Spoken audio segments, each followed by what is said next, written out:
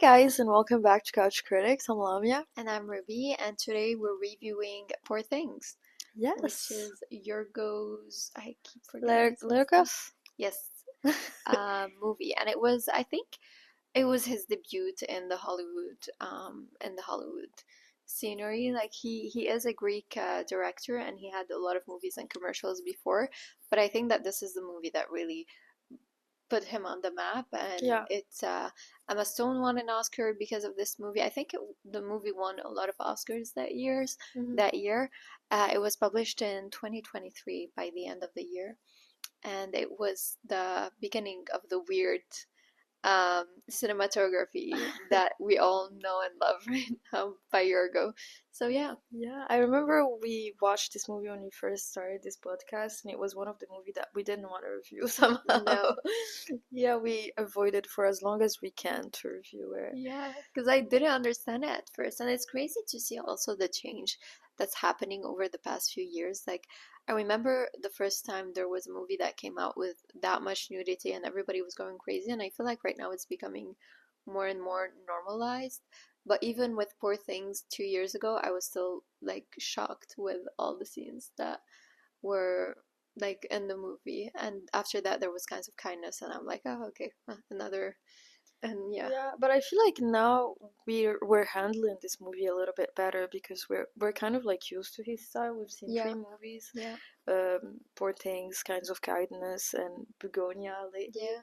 So yeah, we're not as shocked as before. Like we know Mhm. what to expect and everything.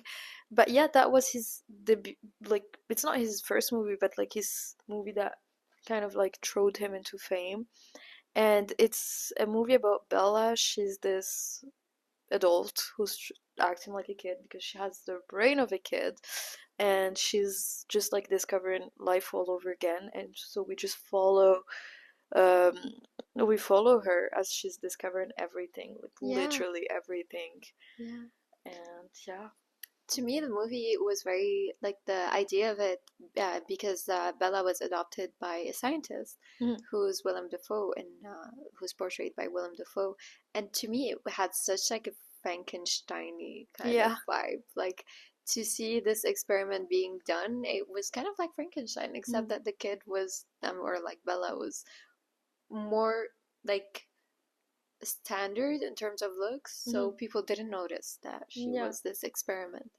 But the experiment was basically that he removed his brain, her brain, and like put a baby's brain Yeah, in her brain. because Bella's mother was tried to commit suicide because she was in a relationship where she was really not happy. So Willem Dafoe, or like the character portrayed by Willem Dafoe, took the brain of the baby that was still alive and put it in the head of the mother. So Yeah. it's just super science fiction-y, Yeah. but very interesting. But the movie is very colorful. Like it literally starts in black and white, and it takes color progressively as Bella discovers life. And by the end, it's just like super luminous. And Yes. it's like this imaginary world. I mean, Yes. she goes to so many countries. She goes to Paris at a certain point. And Yeah. it's actually Paris, but like it very exaggerated. Like Yes. Paris, and Yeah. she works as a prostitute Mhm. at a certain point. Um, and yeah, a lot of very known actors are in it. Rami Youssef is in it. William Dafoe. Mark Mark Ruffalo. Ruffalo too is in it. And yeah, I think Emma Stone won an Oscar, I think, for this Yes, movie. she did. Yeah. Which I loved her speech that year for that Oscar, because it really seemed like she didn't expect to win the Oscar. Yeah. But yeah, um, I loved how it started to challenge the boundaries of what a movie could be. Yeah. I feel like that was Yorgo's goal. And if you dig deep, I think you could find a meaning behind of this, because it did talk about a lot of things. The movie wasn't in, I don't think it was supposed to happen in the 2000s. I think it was like before. And yeah, it's just when we meet um, Bella's old husband, like the guy she was supposed to get married to him, we understand why she wanted to kill herself and all of that, and it just raises a lot of questions about women's rights back in the day. So yeah. Also, can we talk about the cinematography in this movie? Yes, it was also very experimental, I find. Yeah. it was I just the colors as you just mentioned, Mhm. like I remember there's a scene where Bella was standing on a balcony and the whole sky was like purple and bluish and it feels like you were looking at a galaxy or something. It was just so beautiful.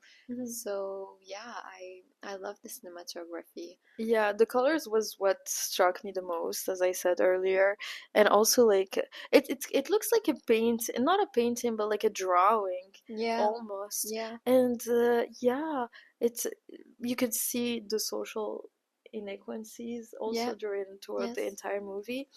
And um Bella's character, I feel like I didn't like this movie because I couldn't stand Bella's character. Like it was just like I don't know what was about it, but it was just too much. Like the childishness.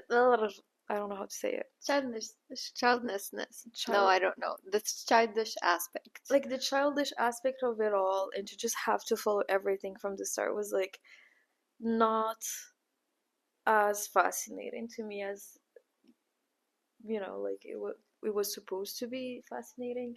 No, me, I love that because in my head, Bella is basically an adult with free will, and it's just like, when you're a kid Yeah, and like you have this free will and you're like, what can I do? And she practically does everything that goes through her head without thinking about yeah, social norms or anything. There's a point where she's having dinner with Mark Ruffalo in this very expensive ship or something, and like her conversation is completely like it just doesn't fit the social norms and you can see the people getting shocked and even the costumes like yeah. how she would dress. First of all, the costumes were amazing, but I saw in an interview that one of her skirts was basically supposed to be something that you wear under the dresses to give it its volume, but Oh, because Bella had no clue of all of these things, she just saw it as a skirt and just wore it. mm, So it's just I felt like all of this made the movie so much more coherent and it just all was like a good puzzle piece that fit together. mm.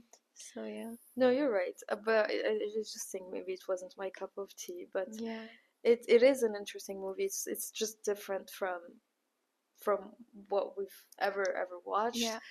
But yeah, I do think that like the other movies that came after this that were a little bit more realistic, that Mm-hmm. like you could put them in like real life context, whether it's Begonia or like um Kinds of Kinds of kindness. Kindness, although they kind of go crazy at a certain point, Mm-hmm. but like they start in like a realistic Yeah. way.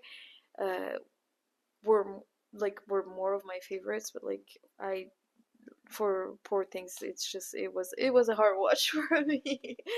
But yeah, I do see the message behind it, and I feel like it's about just like seeing someone not, as you said, like seeing an adult like act as a kid and just like be in this like wonder phase, as an adult. Yeah. But yeah, Yes. it's a confusing movie. I don't even know how to review it. Because it's so confusing to me. Yeah. Yeah. I brought my friend to watch this movie with me, and Okay. it just ruined my reputation.